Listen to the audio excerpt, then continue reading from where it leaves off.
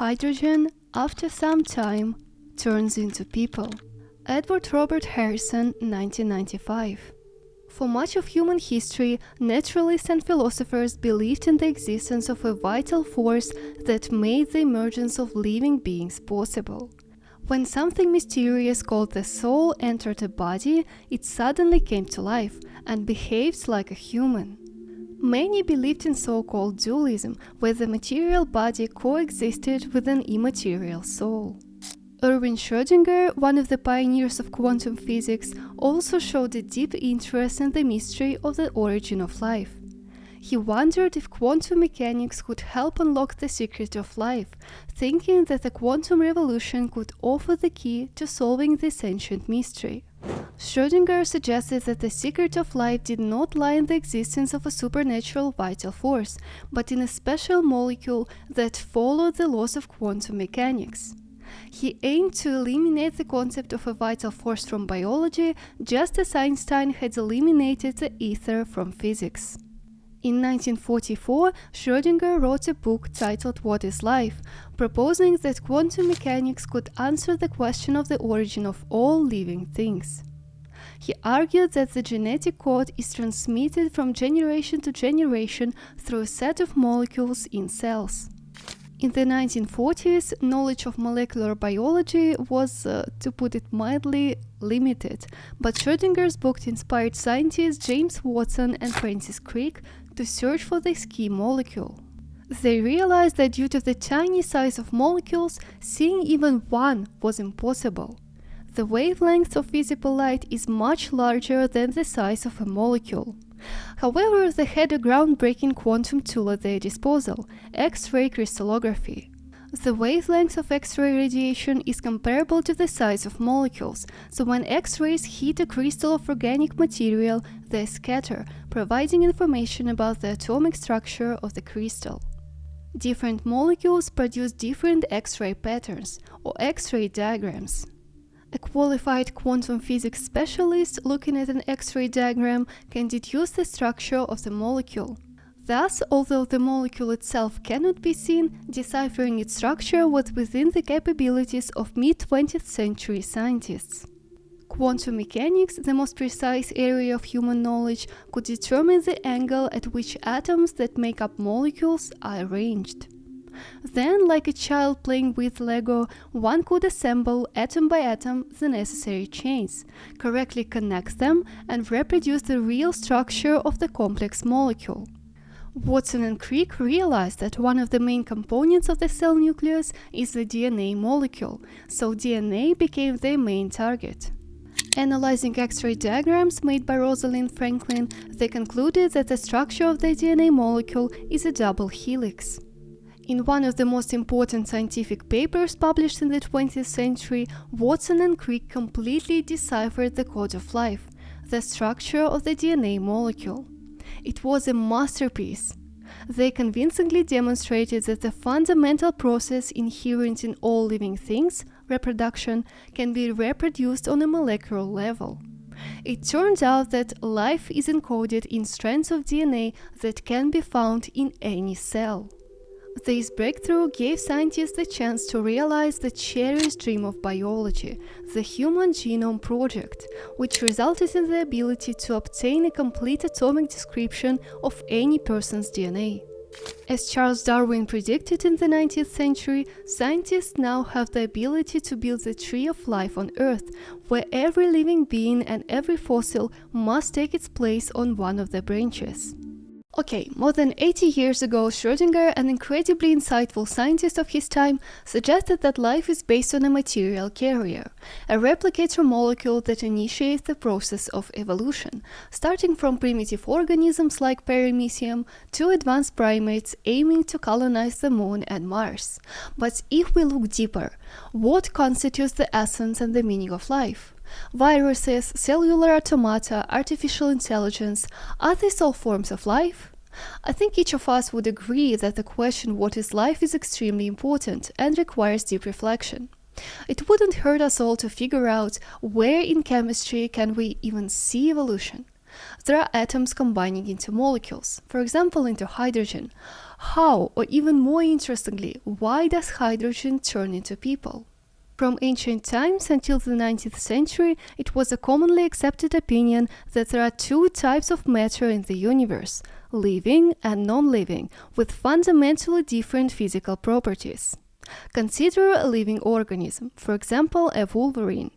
Its photograph is somewhat similar to a live wolverine. Similarly, some non-living objects such as a dead wolverine or a plush toy also resemble it.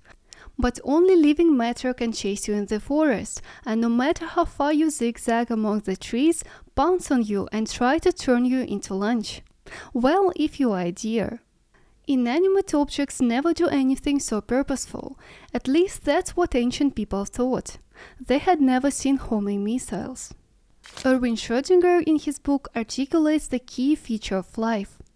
It is precisely because an organism avoids the rapid transition to the inert state of equilibrium that it appears so enigmatic. So enigmatic indeed that from ancient times human thought had considered that there must be some special, non-physical, supernatural force operating in it. Some still hold this view today. For Aristotle and other ancient philosophers, the key characteristic of living matter was its ability to spontaneously initiate movement, whereas non-living matter, such as a stone, remains motionless without external influence. We, the people of the 21st century, understand that these notions are incorrect. Take another forest dweller, a bear hibernating for several winter months. The processes that awaken it from hibernation are caused by electrochemical reactions that can be triggered by external factors as well as internal biological clocks. Thus, living beings are never in complete rest, and inanimate objects such as uranium nuclei can remain unchanged for billions of years and then suddenly disintegrate without any external influence. This shows that Aristotle's original notions are outdated, but he correctly captured one very important thing. Attempting to link life with some basic physical concept, though mistakenly choosing motion for this role, he recognized that life is a fundamental phenomenon of nature. But what does fundamental mean?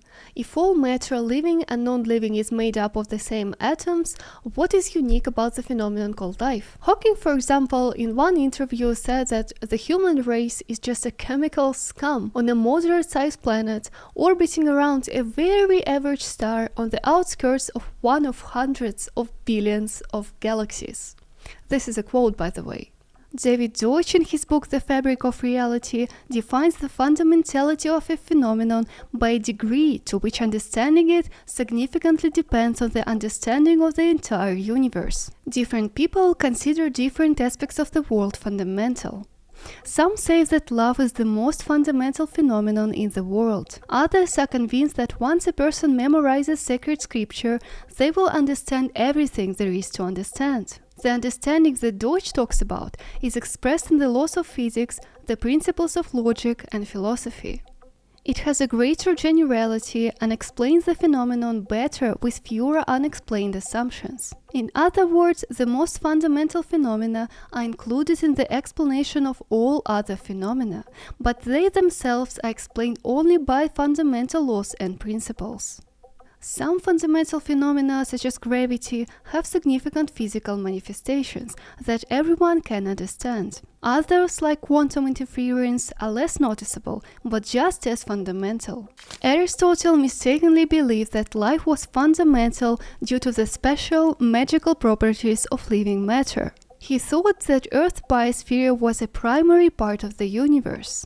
However, scientific revolutions and discoveries in physics and astronomy have shown not only that the universe is vast compared to Earth, but also that it is described with great precision by comprehensive laws that do not mention life at all. Darwin's theory of evolution and discoveries in biology demonstrate that understanding life does not require any special physics.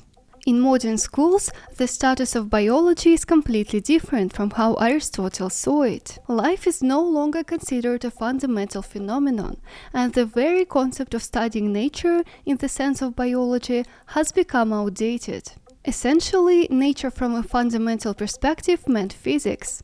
It has a branch, chemistry, which studies the interaction of atoms. Chemistry has its branch, organic chemistry, studying the properties of carbon compounds. Organic chemistry in turn leads to biology, studying the chemical processes we call life. This distant branch of physics interests us only because we ourselves are such a process.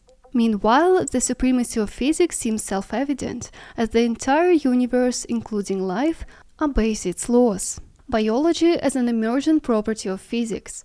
Yes, many books have been written about this, but explanations of why life exists in the first place are much rarer.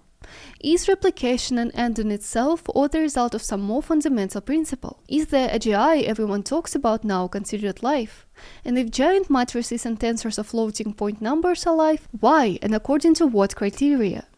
Strangely enough, I think I've managed to answer these and other questions in this video. I based it on David Deutsch's book The Fabric of Reality, Max Tegmark's Life 3.0, and Erwin Schrödinger's What is Life? My goal was to unfold the topic in such a way that after watching it, you would have a coherent picture and a clear answer to the question, what is the meaning of life? In schools, students are often asked to memorize numerous characteristics of living things. These include movement, respiration, reproduction, growth, and irritability. These characteristics lack clarity, depth, or even precision. Many might argue that every real object possesses irritability. On the other hand, viruses which do not exhibit respiration, growth, or independent movement are considered alive. Infertile people unable to reproduce, of course, are also considered alive. The mistake of Aristotle and such textbooks lies in misunderstanding of the essence of living beings. Modern biology doesn't define life through any specific physical property or matter that distinguishes living beings. We no longer await the discovery of living matter because we understand that it consists of the same atoms as everything else, only its basis is molecular. The point is that there are molecules that stimulate certain environments to create copies of them. These molecules are called replicators. A replicator is any entity that prompts the environment to copy it. Replicators can be not only biological objects or molecules. Computer viruses or successful jokes are also replicators, as they make people retell them to others. Richard Dawkins introduced the term meme for replicators that represent human ideas, such as jokes. I'm especially interested in the topic of digital replicators. They can be tentatively grouped into categories. For example, computer viruses such as Trojans and worms, social replicators, virus videos, memes, hashtags and challenges, software, scripts, bots, plugins, and educational replicators, books, video courses, infographics, and scientific papers. By the end of the video, you will understand why they all have the capacity to prompt the environment to copy them. All biological life on Earth is based on molecule replicators called genes. Biology studies the origin, structure, and functioning of genes, as well as their impact on other matter. In most organisms, a gene is a sequence of molecules connected in a chain. These molecules, adenine, cytosine, guanine, and thymine, are usually abbreviated to A, C, G, and T. The abbreviated chemical name of the chain of these molecules is DNA. Genes are essentially computer programs described in a sequence of the symbols A, C, G, and T, which make up the genetic code. This code, with minor variations, is universal for all living things on Earth. Some viruses use a similar molecular language, RNA. In the cells of each organism, there are special structures that act as computers, running programs encoded in the genes. These programs regulate the process of synthesizing certain proteins from amino acids depending on external conditions. For example, the combination ATG in the genetic code signals the inclusion of the amino acid methionine in the protein being produced. Typically, a gene is activated in specific cells, and the gene gives the command to produce the corresponding protein. An example is insulin, which regulates the blood sugar level in vertebrates.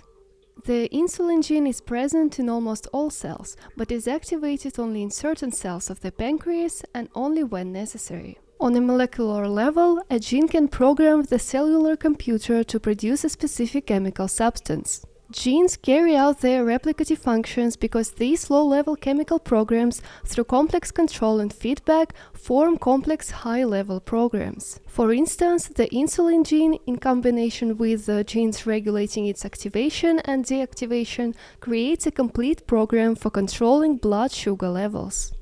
There are also genes containing instructions on how and when they should be copied. This includes instructions defining the organism's overall response to various stimuli, for example, when and how to hunt, eat, reproduce, defend, or avoid danger. It's important to understand that a gene functions as a replicator only under certain conditions. For example, the ecological niche of cockroaches includes most of the Earth's land. We all know how resilient and adaptable they are. However, if you send a cockroach to Mars, it would quickly die, because the red planet is not its replication niche. At least for now. Here is another example. The niche of the insulin gene includes environments where the gene is in the cell nucleus, surrounded by other genes. It's crucial that the cell itself is correctly placed in a healthy functioning organism, located in an environment that supports its life and reproduction. Biotechnological laboratories, where bacteria are genetically modified to copy the insulin gene, also form part of its niche. Not every copied entity is a replicator. A replicator stimulates its surrounding environment to process its copy, meaning it independently influences the creation of its copies. If a replicator is present, it will be copied. But if replaced by another object, even a very similar one, the object will not be copied. For example, the insulin gene initiates only one small step in the complex process of its replication within the overall life cycle of the organism. Most variants of this gene are incapable of forcing a cell to produce a chemical substance that can replace insulin. If the insulin genes in an organism are replaced with slightly different molecules, the organism will die without leaving offspring, and these molecules will not be copied. The main factor determining a gene's niche usually involves its replication depending on the presence of other genes. For example, the replication of a wolverine's insulin gene depends not only on the presence of all other genes in the wolverine's body, but also on the presence of genes from other organisms in the environment. Wolverines, for example, cannot survive without food, and the genes responsible for producing this food are present only in other organisms. Different types of genes needing interaction for replication typically coexist in long DNA chains inside an organism. An organism, an animal, plant, or microorganism is what we usually consider alive. However, describing the organism itself as living without considering DNA is at best a stretch. The organism itself is not a replicator, but it represents a part of the replicator's environment, usually the most important after all other genes. The rest of the environment includes the territory the organism can occupy, for example, a mountain peak or the seafloor, and a specific lifestyle, for example, a hunter or a filter feeder. In everyday language, the term reproduction is often used to describe processes occurring with organisms as one of the main characteristics of living beings. We tend to think of organisms as replicators, but this view is incorrect. In reality, organisms do not copy themselves in the process of reproduction, nor do they stimulate their own copying. They are rather recreated based on the plans and detailed instructions encoded in the DNA of their parents. For example, if a wolverine's nose shape changes after a fight with the bear, it might affect its lifestyle and chances of survival and reproduction, but the wolverine with the new nose shape will not be copied.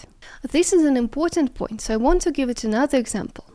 Many people in the future want to install a brain-computer interface chip to remember more information and solve tasks faster. Such a chip is something new and unusual for the body. It is useful and presumably will increase the chances of survival and reproduction, but it's not a part of what makes a person a living being. The body is not the genes, but rather a house in which these genes live. Like a chip, the body doesn't copy itself independently. The genes do that. A body with a chip in the brain is not a replicator because it doesn't create copies of itself. It's just part of the external environment where the real replicators, the genes, live and replicate. Now, let's turn to the question of whether life is a fundamental phenomenon of nature. Today, the reductionist assumption that emergent phenomena such as life cannot be more fundamental than physical phenomena is extremely common. Life seems to be merely a secondary element in a long chain of side effects, where the predictions of biology could in theory be reduced to the predictions of physics. Great explanatory theories, such as Darwin's theory and modern biochemistry, are reductive.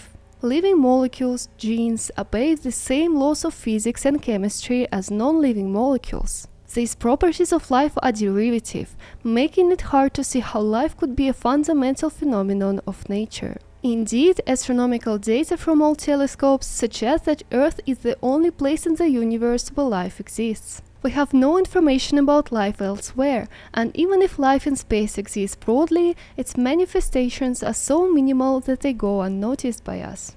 Beyond Earth, we observe a dynamic universe, filled with various powerful processes not related to life. Galaxies rotate, stars form, burn, explode, and collapse into black holes.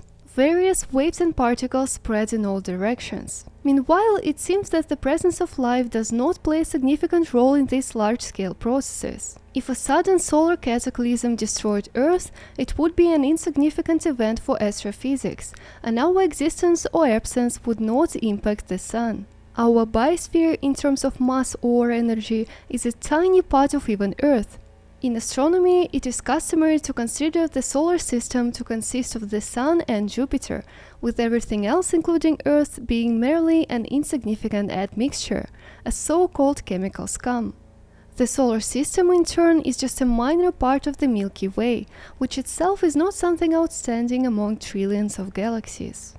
In other words, life does not occupy a central place neither in a geometric, theoretical, nor practical sense and is almost unnoticeable. In this context, biology has the same status as geography. For example, a map of the Tokyo metro is important for tourists, but meaningless for those who will never go there. Similarly, life seems important only in a specific part of the universe, or perhaps in a few such parts, but it doesn't have theoretical or practical significance on a broader scale.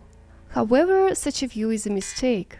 It's incorrect to claim that life does not have significant physical manifestations or theoretical consequences. As we've understood, everything fundamentally significant about the phenomenon of life is defined by this property, not by replication itself. This allows us to extend the discussion beyond the usual replicators. For example, we can imagine a species whose genes are incapable of replication, but are adapted to maintain their unchanging physical form through protection from external influences. Such a species is unlikely to appear naturally, but can be artificially created. The adaptation of these non-replicative genes is defined by the degree of their contribution to their own survival. Let's imagine a species with genes encoded in patterns in quartz crystals. Ordinary quartz can survive for long geological eras under various conditions, but its shape is not adapted for survival. If the genes of our hypothetical species in quartz make it protect its surface from corrosion, other organisms, or people wanting to turn it into a gemstone, this would be a true adaptation to specific environmental conditions. David Deutsch writes, "As soon as the production of these artificial organisms stops, the number of examples of each non-replicant gene can no longer increase. But it will not decrease as long as the knowledge contained in these genes is sufficient for implementing the survival strategy of these genes in their niche. Eventually, a significant change in habitat or depletion caused by accidents may erase the species from the Earth, but it can persist as long as many species that arise naturally. The genes of such species possess all the properties of real genes except for replication. In particular, they contain knowledge necessary for the preservation of their organisms, in a full analogy with real genes. Thus, the common feature for both replicant and non-replicant genes is the survival of knowledge, not necessarily the gene or some other physical object. Therefore, strictly speaking, it is some part of knowledge that adapts or fails to adapt to a niche, not a physical object.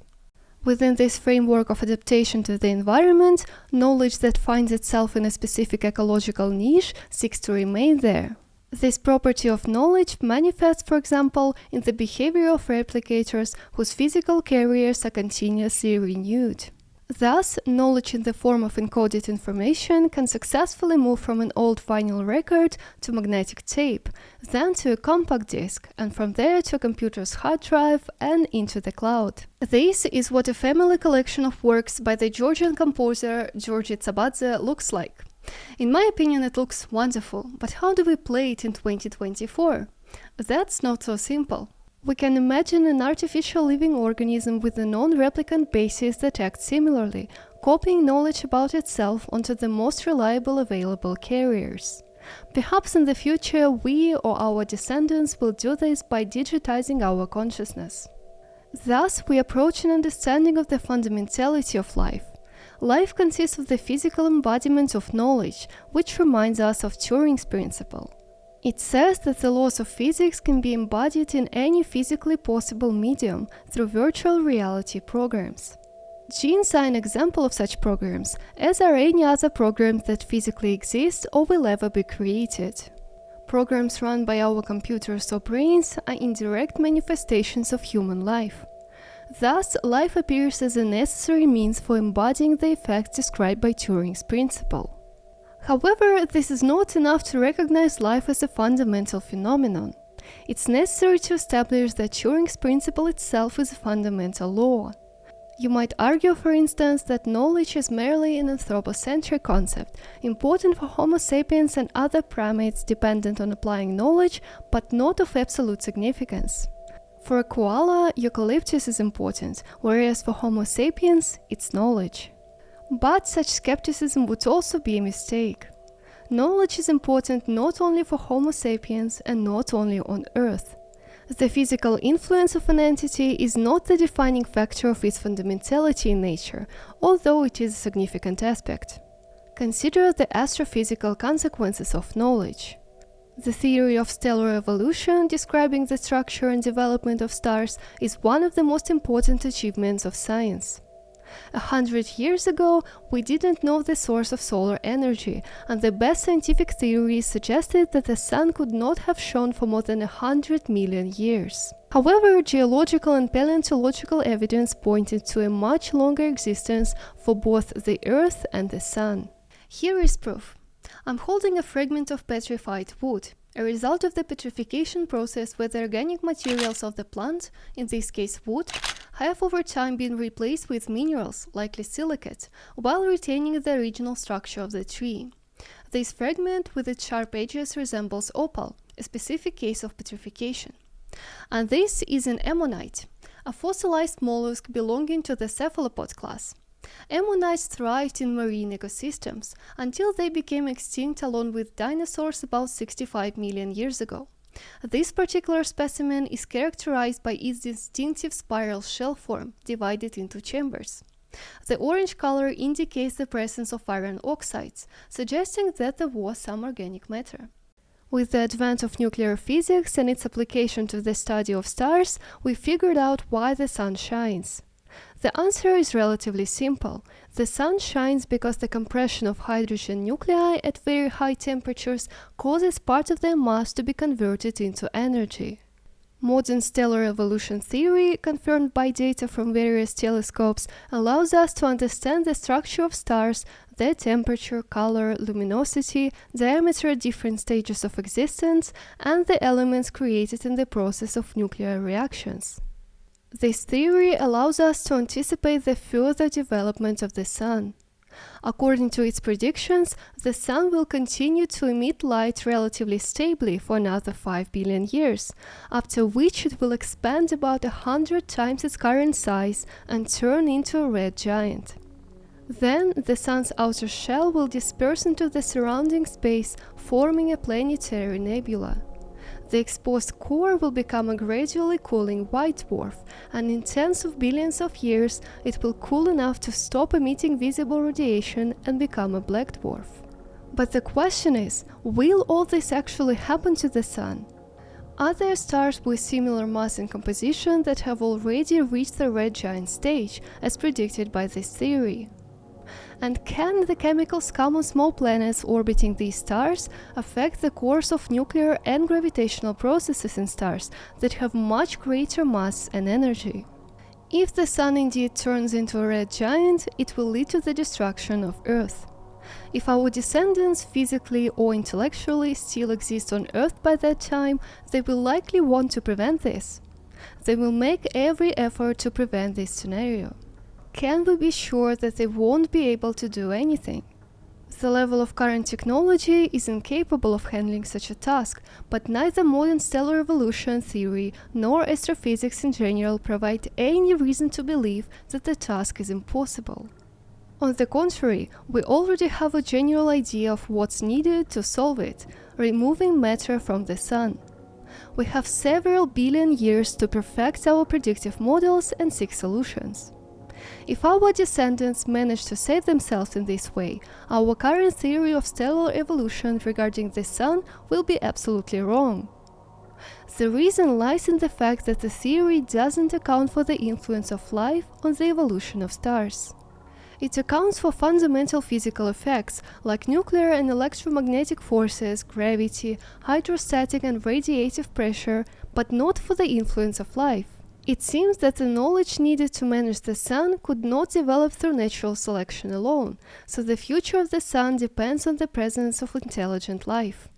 Of course, there are plenty of skeptics who would laugh at the idea of intelligence surviving on Earth for billions of years. That classic "scientists can't even predict the weather." Some contemporary views suggest that intelligent life on Earth is already under threat of self-destruction, be it through nuclear war or as a side effect of technological progress or scientific research. Many people believe that the survival of intelligent life on Earth is possible only by suppressing technological progress. David Deutsch is convinced that such a pessimistic view of the future is mistaken.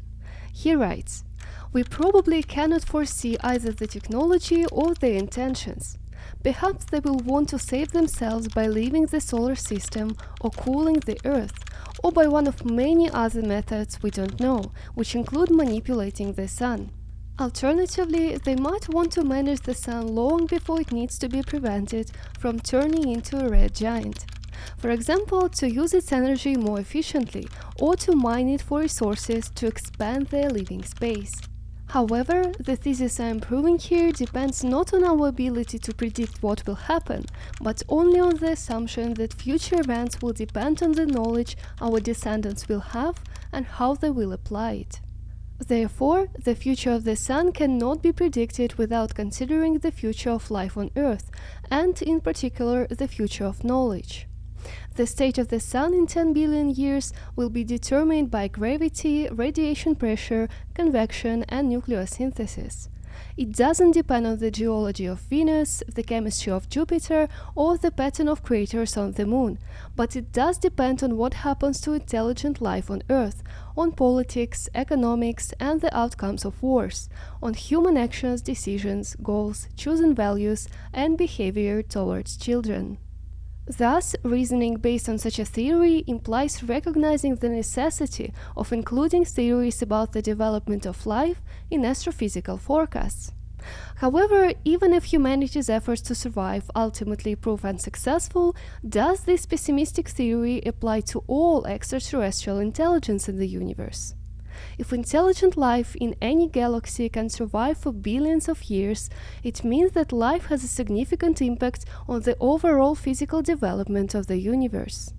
In our galaxy and in the universe as a whole, the evolution of stars depends on whether intelligent life has developed there and where it occurred. We can make rough assumptions about the proportion of stars of different spectral classes in the galaxy, assuming the presence or absence of intelligent life. Currently, our observations indicate the absence of intelligent life beyond the solar system.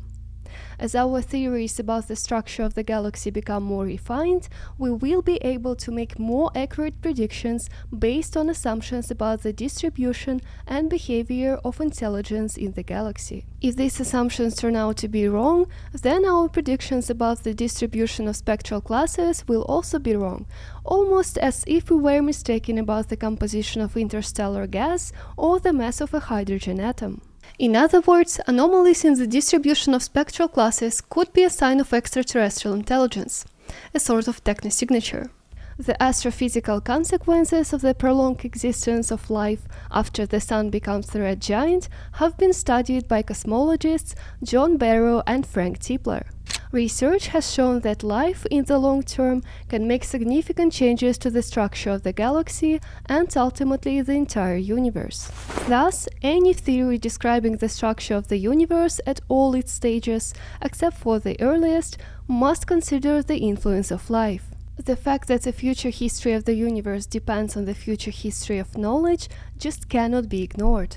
Wrote in 1841 that ultimately everything inevitably comes to a state of all-encompassing rest and death.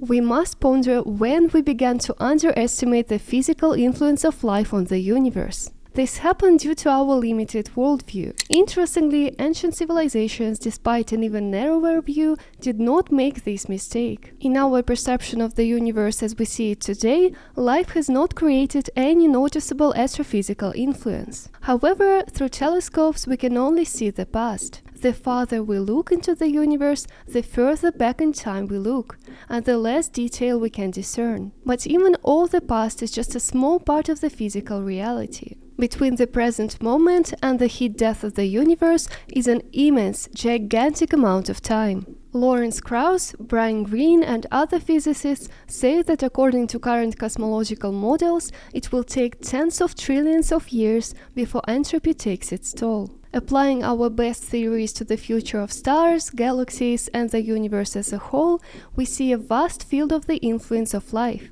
which it may ultimately capture, just as it now dominates the Earth's biosphere. By the way, the biosphere already demonstrates many examples. In the 3rd century BCE, the total mass of humanity was about 10 million tons. Based on this, one might assume that the presence or absence of humans at the time had little impact on the physical processes controlling significant masses. However, it was then that the Great Wall of China was built, which weighs approximately 100 million tons. Moving millions of tons of stone is typical human activity. Today, creating a tunnel through which 1 million tons of rock are moved requires just a few dozen people. Just compare the mass of the moved rock to the mass of that small part of the engineer's brain and all those involved in the construction. The human race as a whole already has enough knowledge to destroy entire planets if necessary for survival. Even non-intelligent life has had a significant impact on the transformation of Earth's surface matter and atmosphere. For example, all the oxygen in Earth's atmosphere, about 1,000 trillion tons, is the result of plant work. That is, the result of gene replication, molecules derived from one's ancestral molecule. Life's influence occurs not because of its large size, mass, or energy compared to other physical processes, but because it possesses more knowledge. In terms of its impact, knowledge is no less important than any other physical parameter. Their tasks and goals do not contradict ours. Today, the machines we create are still quite limited in their capabilities. But if an artificial superintelligence emerges in the coming decades, the situation will change. As intelligence is the ability to achieve set goals, artificial superintelligence will be much more efficient at achieving its goals than humans are at achieving theirs. Erwin Schrödinger, in his book, gives, in my opinion, one of the most interesting and specific definitions of the concept of life, noting that existing orderliness exhibits the ability to maintain itself and produce ordered phenomena. He writes, "A living organism continually increases its entropy, or in other words, produces positive entropy and thus approaches the dangerous state of maximum entropy, which is death. It can avoid this state, that is, remain alive, only by constantly extracting negative entropy from its surrounding environment." Continuously increases its entropy. What does it even mean? Imagine you have a box filled with multicolored balls, initially separated, red balls on one side and blue balls on the other. If you shake the box, they will mix. At the start there was order, red separate, blue separate, but then there was disorder when everything mixed. Entropy is a way of measuring disorder or chaos. In our example with the balls, when they are all mixed, the entropy is high because there are many ways the balls can be arranged. When they are separated by color, the entropy is low because there are few ways they can be arranged. Entropy can also be thought of as a way to measure how unpredictably something is distributed or how difficult it is to guess what it looks like. For example, if a room is neatly tidied, it has low entropy because everything is easy to find and predictable. But if the room is a mess, then the entropy is high because it's difficult to find anything. Entropy, a very specific physical quantity, is something nature invariably tries to maximize. The second law of thermodynamics states that entropy tends to increase until it reaches its maximum possible value.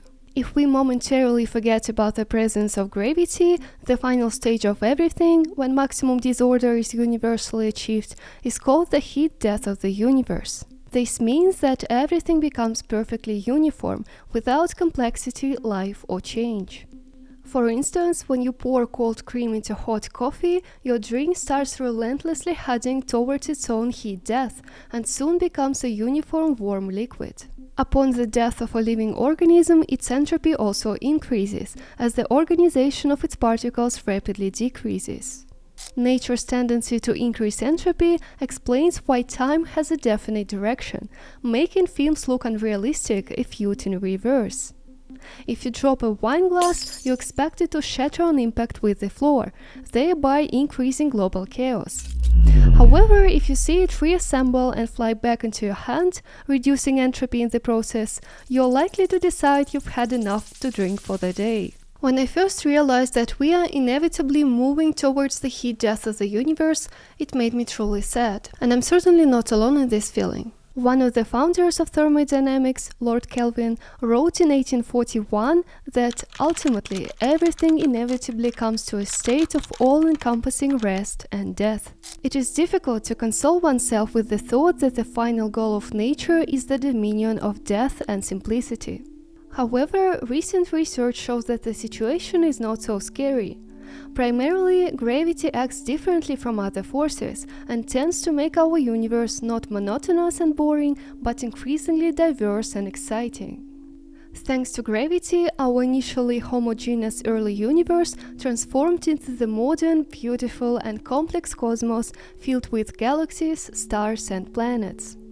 It is gravity that provides a vast diversity of temperatures in the universe, allowing life to thrive between hot and cold. We live on a warm, cozy planet that first absorbs energy from the sun, heated to 6,000 degrees Celsius, and then radiated back into cold cosmic space, whose temperature is almost at absolute zero. Recent research by physicist Jeremy England from the Massachusetts Institute of Technology and his colleagues brought encouraging news. Thermodynamics in nature finds more inspiring goals than thermal death. These goals are described by the formidable term dissipative-driven adaptation, meaning the tendency of randomly formed groups of particles to self-organize in such a way as to more efficiently use energy from the environment. For example, a group of molecules exposed to sunlight over time will begin to rearrange itself to better absorb solar energy. In other words, it seems that nature gravitates towards creating self-organizing systems, which over time more and more resemble life, and this tendency is embedded in the foundation of physical laws. But how can we reconcile this cosmic inclination towards life with the cosmic drive towards thermal death? The answer can be found in Erwin Schrödinger's book. He pointed out that a living system maintains its entropy at a constant level, or even reduces it by increasing entropy around itself. This is a distinctive feature of living systems. In other words, the second law of thermodynamics has a loophole. While overall entropy must increase, in some places it is allowed to decrease, provided that overall it increases. Thus, life maintains or increases its complexity by creating chaos around itself. Hence, the origin of purposeful behavior can be traced back to the laws of physics, which seem to make even elementary particles have the goal of extracting energy from the environment as efficiently as possible. One of the best ways to do this is to make copies of themselves, producing more energy absorbers. There are many examples of such self-replication occurring naturally. For instance, vortices in turbulent flow create copies of themselves, and clusters of microspheres can induce the formation of similar clusters in neighboring spheres. At some point, particles learned to replicate themselves so efficiently that the process became virtually infinite, using energy and materials from the environment. We call this process of particle self-organization life. Although we don't know much about the origin of life on Earth, we are sure that primitive forms existed here 4 billion years ago. If life continues to create copies of itself, and these copies do the same, the total number will double at regular intervals until the population reaches its limit due to resource constraints or other problems. This doubling process quickly reaches astronomical numbers. Starting with 1 and doubling it just 300 times, we get a number exceeding the number of atoms in our universe. This means that soon after the first life forms appeared, a vast amount of matter became alive. Not all copying was successful. So many different life forms emerged, competing for the same limited resources, leading to the start of Darwinian evolution. If you could observe Earth during the emergence of life, you would notice significant changes in the purposeful behavior of particles. Previously, particles seemed to maximize chaos, but now these ever-present self-replicating particles pursued a different goal, not dissipation but replication. Charles Darwin elegantly explained why this happens. Those forms that replicated themselves most efficiently outpaced the rest and dominated them, so soon any randomly arisen life form began to look as if optimization had been the goal of all previous replications. But how could the goal change from dissipation, that is decay, to replication, if the physical laws remained unchanged? The answer is that the original goal, dissipation, didn't change, but it led to the emergence of another goal, serving as a means to achieve the original one. An example of this can be seen in satisfying hunger. It seems that each of us has the goal of satisfying hunger, although the main task of evolution is replication, not just consuming food. This is because eating aids replication, as starvation leads to a lack of offspring. Similarly, replication leads to dissipation, as a planet teeming with life absorbs more energy. So, in some sense, the universe created life to accelerate its journey towards thermal death. If you spill sugar in your kitchen, it can lie there for years, retaining its useful chemical energy. But if ants appear, they will destroy that energy in a matter of minutes. Similarly, Earth's oil reserves could have retained their energy much longer if humanity had not extracted and burned them. Among modern, highly developed Earth inhabitants, these additional goals seem to have acquired their own significance. Although evolution optimized them for achieving self-replication, many of them spend most of their time not reproducing, but sleeping, eating, playing Fortnite, building houses, defending their rights, waging wars, or helping others, often at the expense of reproduction. Research in evolutionary psychology, economics, and artificial intelligence helps to understand why this happens. Some economists have developed models in which humans act as rational agents, idealized being capable of always making optimal decisions and following the shortest path to a goal. However, it's clear that such models are far from reality. In practice, these agents have limitations, as Nobel laureate Herbert Simon noted, calling it bounded rationality due to resource limitations. This means that the agent's decisions are limited by incomplete information, lack of time for decision-making, and the limited capabilities of their brains. This suggests that although Darwinian evolution strives to optimize an organism to achieve a goal, the best it can do is use an approximate algorithm that works, okay. Swedish-American cosmologist and astrophysicist Max Tegmark writes in his book called Life 3.0. Evolution optimized reproduction in this way. Instead of asking in every situation what action would yield the most successful offspring, it applies a mishmash of heuristic strikes, tested rules that usually work well. For most animals, this includes a sexual drive, quenching thirst as needed, satisfying hunger, and striving to avoid everything that tastes bad or causes pain. These tested rules fail spectacularly in situations they were not designed for. For example, when rats eat tasty rat poison, when flies get stuck in sticky traps emitting a lovely aroma, and when beetles fly into the light of a candle. Alright, we have a somewhat clear understanding of the goals and optimization of humans. But what about artificial intelligence? What could be its goals and optimization? With the increasing intellectual capabilities of machines, it becomes increasingly critical that their tasks and goals do not contradict ours. Today, the machines we create are still quite limited in their capabilities. But if an artificial superintelligence emerges in the coming decades, the situation will change. As intelligence is the ability to achieve set goals, artificial superintelligence will be much more efficient at achieving its goals than humans are at achieving theirs. And as a result, its goals will become dominant. To quickly grasp what it means to face an obstacle from a machine, visit chess.com and try to beat the Stockfish chess engine. You will quickly realize that you stand no chance of success, even if you are a grandmaster. And this is despite the fact that Stockfish, despite its strength, is significantly inferior to advanced AI development such as AlphaZero, developed by DeepMind. AlphaZero uses machine learning and self-learning methods to create strategies that the world's best chess players consider innovative and unconventional. Thus, if even one of the best existing chess engines, such as Stockfish, cannot cope with a full-fledged AI, imagine how much more complex the task becomes for a human. It is very important to understand that the primary threat of artificial intelligence lies not in its potential malice, but in its ability to efficiently achieve the goals. If the goals of a superintelligent AI contradict ours, it will create problems that humanity has not yet faced. For example, humans rarely think about anthills that might be flooded when building dams for hydroelectric power stations. It is important not to let humanity end up in a place of those ants. Most researchers believe that when creating superintelligence, it is necessary to ensure its friendliness, as one of the theorists of artificial intelligence safety, Eliezer Yudkowsky, expressed it, meaning to make sure that its goals do not contradict ours.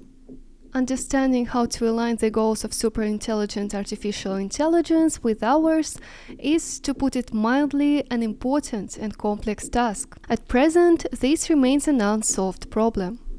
I will definitely make a separate video on the topic of aligning AI goals. But now, within the context of the discussion on life, it is important to understand the fundamental similarity between us and this AI. Yes, its most advanced form now is giant matrices and tensors of floating point numbers.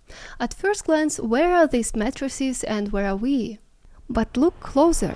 Although we cannot precisely predict what will happen after an intelligence explosion, physicist and artificial intelligence researcher Steve Omohundo asserted in his widely discussed 2008 essay that we can nonetheless predict some aspects of a superintelligence's behavior that are practically independent of its ultimate goals.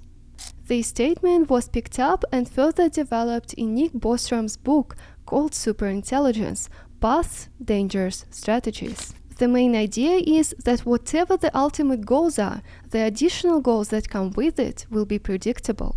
The earlier example, how the primary goal of reproduction forms the secondary goal of satisfying hunger, demonstrates that if a hypothetical alien observed the evolution of bacteria on Earth a billion years ago, it would not be able to precisely predict the specific goals of humanity.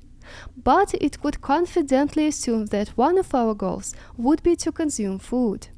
Looking into the future informs us what secondary goals might arise in superintelligent AI. Here is that quote from Schrödinger again, but in full. What then is that precious something contained in our food that keeps us from death?